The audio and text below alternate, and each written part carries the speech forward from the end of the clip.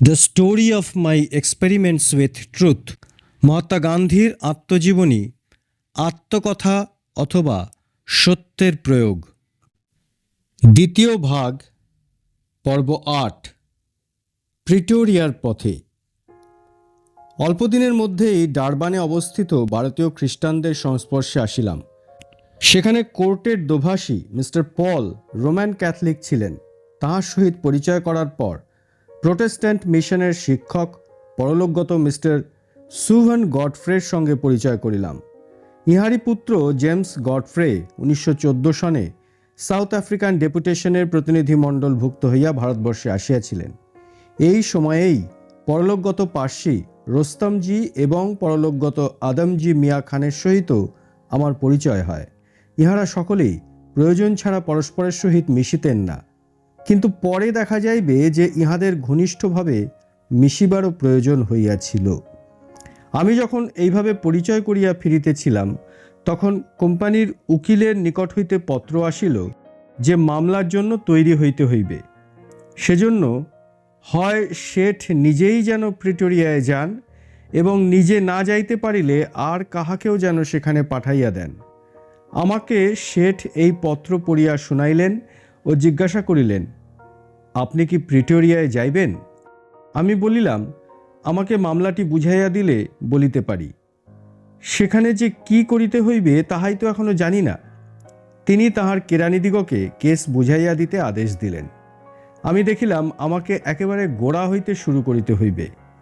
জাঞ্জিবারে যখন নামিয়াছিলাম, তখন সেখানকার আদালতের কাজ দেখিতে গিয়াছিলাম। এক পার্সি উকিল কোনো সাক্ষীর জবানবন্দি লইতেছিলেন। তিনি জমা খরচের প্রশ্ন করিতেছিলেন। আমি জমা খরচের খবর জানি না, উহা না স্কুলে না বিলাতে কোথাও শিখি নাই। দেখিলাম মামলাটি হিসাবের উপরেই নির্ভর করিতেছে। হিসাবের জ্ঞান যাহার আছে সেই এই মামলা বুঝিতে ও বুঝাইতে পারে। মুহুরি জমা আর খরচের কথা যত বলিতে লাগিলেও আমি ততই গোলমালে পড়িতে লাগিলাম। পি নোট কি পদার্থ আমি জানিতাম না, অভিধানে শব্দটা পাইলাম না। আমার অজ্ঞতা আমি কেরানির নিকট ব্যক্ত করিলাম ও তাহার নিকট হইতে জানিলাম যে পি নোট মানে প্রমিসারি নোট। হিসাব শিক্ষার বই কিনিয়া তাহা পড়িতে আরম্ভ করিলাম। কতটা আত্মবিশ্বাস আসিল, মামলাটি বুঝিতে পারিলাম। আবদুল্লাহ শেঠ হিসাবে লিখিতে না জানিলেও তাহার ব্যবহারিক জ্ঞান এমন ছিল যে তিনি হিসাব সম্বন্ধীয় জটিল প্রশ্নও সমাধান করিতে পারিতেন। আমি তাহাকে জানাইলাম যে আমি প্রিটোরিয়া যাইতে প্রস্তুত আছি। শেঠ জিজ্ঞাসা করিলেন, আপনি কোথায় উঠিবেন? আমি জবাব দিলাম, আপনি যেখানে বলেন সেইখানে। আপনাকে আমি আমার উকিলের নিকট পাঠাইয়া দিব, তিনি আপনার থাকার সমস্ত ব্যবস্থা করিয়া দিবেন। প্রিটোরিয়াতে আমার মেমন দোস্তরা আছেন, তাঁদেরও আমি লিখব, কিন্তু সেখানে ওঠা আপনার ঠিক হইবে না। সেখানে বিপক্ষের খুব খাতির। আপনার নিকট আমার গোপনীয় কাগজপত্র থাকিবে, তাহা যদি কেহ পড়ে তবে আমাদের মামলার ক্ষতি হইবে। সুতরাং তাহাদের সহিত আপনার যত কম অন্তরঙ্গতা হয় ততই ভালো। আমি বলিলাম, আপনার উকিল যেখানে রাখিবেন আমি সেখানেই থাকিব, অথবা আমি নিজেও কোনো ঘর খুঁজিয়া লইতে পারিব।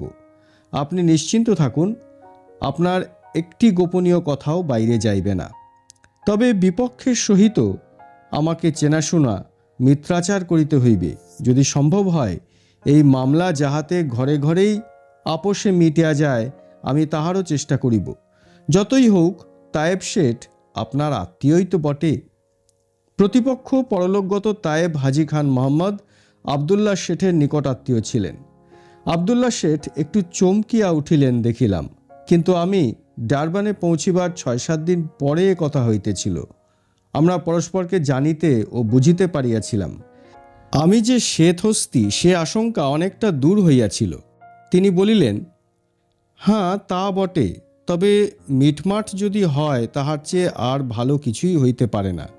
আমরা তো আত্মীয়ই আর পরস্পর বরাবর পরিচিত, কিন্তু তায়েব শেঠ সহজে কোনো মীমাংসা মানিয়া লওয়ার লোক নয়। আপনার পেটের কথা জানিয়া লইয়া পরে আপনাকেই ফাঁসাইবে। মোদ্দা কথা যাহা করেন সাবধান হইয়া করিবেন। আমি বলিলাম, আপনি মোটেই চিন্তা করিবেন না, আমাদের মামলার কথা তায়েব শেঠকে আমি কিছুই বলিব না। আমি তাহাকে কেবল এইটুকুই বলিব যে দুইজনে ঘরোয়া মিটাইয়া ফেলিলে আর উকিলের পেট ভরাইতে হয় না। সপ্তম কি অষ্টম দিনে আমি ডারবান হইতে রওনা হইলাম। আমার জন্য প্রথম শ্রেণীর টিকিট কিনিয়া দেওয়া হইল।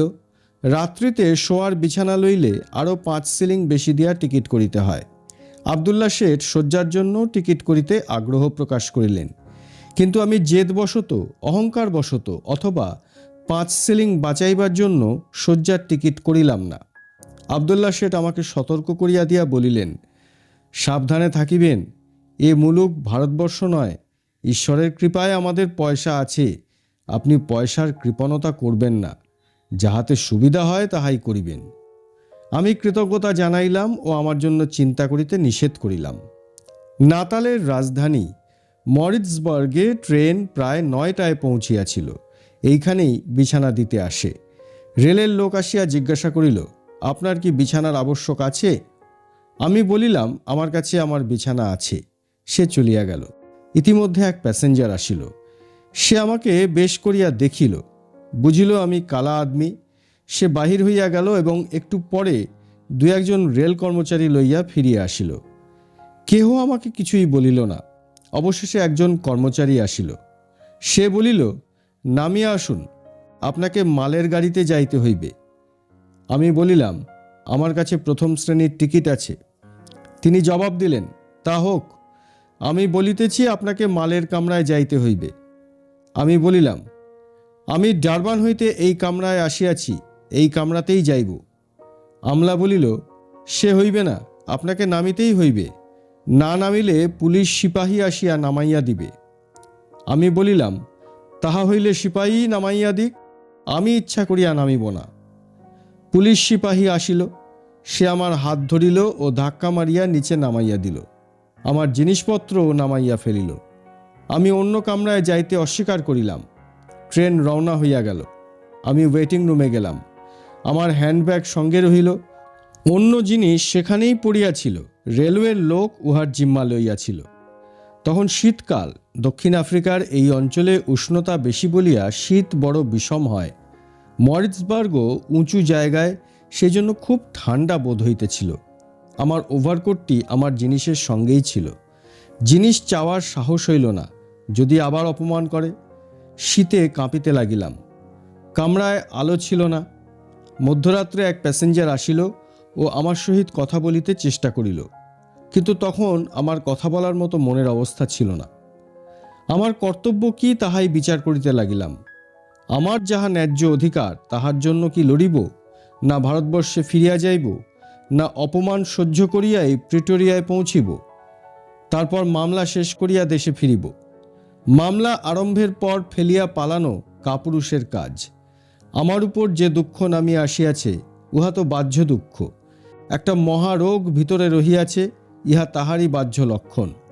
এই মহারোগ হইতেছে বর্ণবিদ্বেষ। ইহা দূর করার শক্তি থাকে তো সেই শক্তিই ব্যবহার করিব।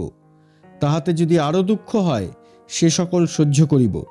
তবে বর্ণবিদ্বেষ দূর করা পর্যন্ত এই বিরোধ সীমিত রাখিব। ইহা স্থির করিয়া অন্য ট্রেনে যেমন করিয়া হোক অগ্রসর হইতে মনস্থ করিলাম। সকালে আমি জেনারেল ম্যানেজারের কাছে অভিযোগ করিয়া তার করিলাম। দাদা আবদুল্লাহকেও খবর দিলাম। আবদুল্লাহ শেঠ তখনই জেনারেল ম্যানেজারের সহিত দেখা করিলেন। জেনারেল ম্যানেজার নিজের লোকের ব্যবহারই সমর্থন করিলেন, তবে জানাইলেন যে বিনা হাঙ্গামায় যাহাতে আমি গন্তব্যস্থানে পৌঁছিতে পারি, সেজন্য তিনি স্টেশন মাস্টারকে উপদেশ দিয়াছেন। আবদুল্লাহ শেঠ মরিৎজবার্গের হিন্দু ব্যবসায়ীদিগকেও আমার সুবিধার দিকে লক্ষ্য রাখিবার জন্য তার করিয়াছিলেন এবং অন্য স্টেশনেও সেই প্রকার তার পাঠাইয়াছিলেন। সেই জন্য তাহারা আমার সহিত দেখা করিতে আসিলেন। তাহারা নিজেরাও যে অপমান পাইয়া থাকেন, আমার নিকট তাহার বর্ণনা করিলেন এবং আমাকে বলিলেন যে আমার যাহা ঘটিয়াছে তাহা নূতন কিছুই নহে। প্রথম বা দ্বিতীয় শ্রেণীতে যদি ভারতবাসীরা ভ্রমণ করে, তবে তাহাদের সহিত আমলারা ও গোড়া প্যাসেঞ্জারেরা ওই প্রকার ব্যবহারই করিয়া থাকে। এই সকল কথা শুনিতে শুনিতে দিন কাটিয়া গেল। রাত্রি হইল, ট্রেনও আসিল। আমার জন্য স্থান তৈরি ছিল। যে বিছানার টিকিট লইতে ডারবানে চাই নাই, তাহা মরিৎসবর্গে লইলাম। ট্রেন আমাকে চার্লস টাউন লইয়া চলিল।